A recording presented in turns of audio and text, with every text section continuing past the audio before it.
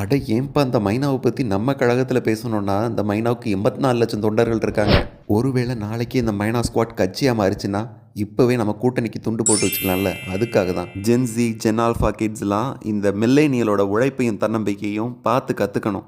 அட கண்டிப்பாக கற்றுப்பாங்கப்பா. ஏன்னா அந்த மைனா ஸ்குவாட்டில் 80% இவங்க தானே இருக்காங்க.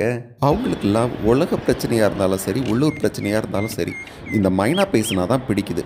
அப்படி இதில் என்ன தான் இருக்குதுன்னு நான் யோசித்து யோசித்து பார்த்தேன். இந்த மைனாவுக்கு அப்படி ஒரு கணீர் குரல்.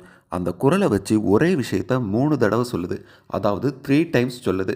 2க்கு அப்புறம் வர்ற 3 டைம்ஸ் சொல்லுது. நீங்களே பாருங்கள்.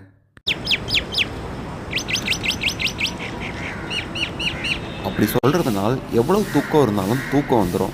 கான்ட்ரோவர்ஷியல் இஷ்யூஸில் கழுவுற மீனில் நழுவுற மீனாக எப்படி பேசணும்னு இதை பார்த்து தான் கற்றுக்கணும். உள்ளூரில் ரொம்ப கான்ட்ரோவர்ஷியலான இஷ்யூஸ் போயிட்டு இருந்ததுனால் பாகிஸ்தானில் என்ன நடக்குது, ட்ரம்ப் என்ன பண்ணுறாருன்னு கதை விட ஆரம்பிச்சிடும். இந்த மைனாவுக்கு எங்கள் எழுத்த வீட்டில் இருக்கிற டிஎம்ஐ ரொம்ப பிடிக்கும்.